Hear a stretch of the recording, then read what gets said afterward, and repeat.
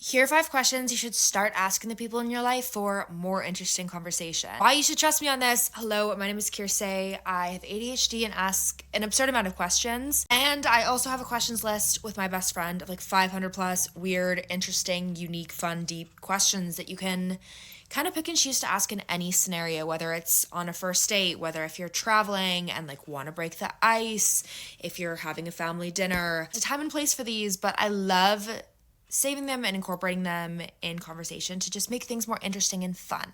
So essentially just to ditch that small talk. Question number 1, if you were to become immortal, how would you handle it when people started to notice that you weren't aging? I was such a twihard that whenever I hear that question, I just like automatically think of that art of all the graduation caps from the Cullens, where they're just like graduate and then move. Question number 2, this has to do with the number 2. Number 2, is it a boy or a girl? What color is it? And which other number is it dating? Number 3, this one's really fun if you're with a group of people who are super into pop culture. If you had to be a third wheel in any current celebrity couple's relationship, who would it be and why? I think some of the reasoning is so fun in this because like I've chatted with people who'd be like, oh, I'd third wheel like my celebrity crush and like try and get in there, or just be like, oh, I'm both of their biggest fans and I think it'd be so cool to be like their best friend. Number 4, if I were to lose all of my memories, what is the first thing you would tell me? So this one's interesting because I think it works really well with like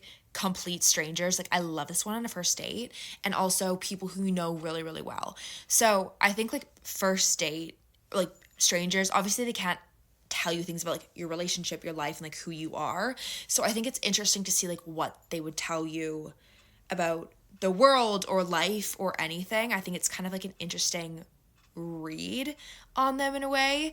And then for people who you're close with, it's kind of an interesting reflection on like your relationship with them or like how they see you and a bunch of different things. I don't know. I just think this one can uncover a lot of really interesting things and like lead to deeper conversation. Number 5, what is the scariest thing you've ever seen in a nightmare? Have fun using these in conversations, and if you have any specific questions you want for certain, I don't know, like first dates, specific events or anything, like let me know.